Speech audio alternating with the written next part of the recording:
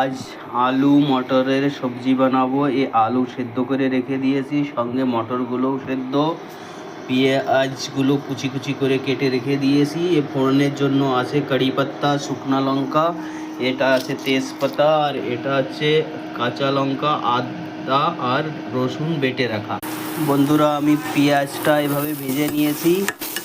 পেঁয়াজ ভাজা হয়ে গেলে এর ভিতরে আমি দিয়ে দেব আদা, কাঁচা লঙ্কা, এগুলো বাটা।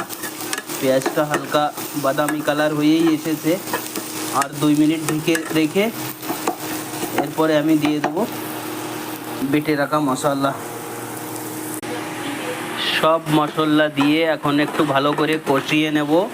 হালকা একটু জল দিয়ে দেব যাতে মশলাগুলো নিচেই ধরে না যায়। সব মশলাগুলো ভালো করে 5 মিনিট মতো কষিয়ে নেব হালকা আছে। কষিয়ে নিয়ে তারপরে আলু ঢেলে দেব। বন্ধুরা, মশলায় তেল ছেড়ে দিয়েছে, ধিমি আছে, আর 2-3 মিনিট পাকাবো, তারপরে আলু ঢেলে দেব। বন্ধুরা, মটর ঢেলে দিয়েছি। মটরটাকে একটু তেজ আছে হালকা এর সঙ্গে মিলিয়ে নেব। বন্ধুরা, আমার মটর মিলানো হয়ে গেছে। এবার সেদ্ধ করে রাখা আলুটা দিয়ে হালকা একটু কষিয়ে জল ঢেলে দেব।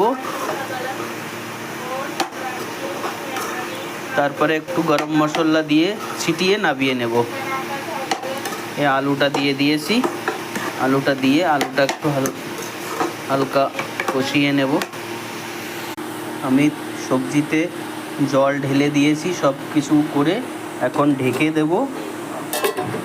আর আমার সবজিতে এরকম জাল উঠে গেছে, আর কিছু সময় জ্বালানোর পরেই আমি নামিয়ে দেব। বন্ধুরা, সবজিতে দিয়ে দেবো ধনের পাতা কুচি আর গরম মশলা দিয়ে 2 মিনিটের ভিতরেই নামিয়ে দেব।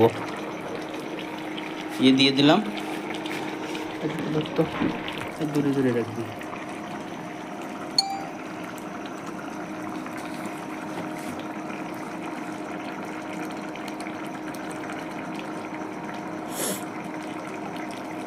দিয়ে দিলাম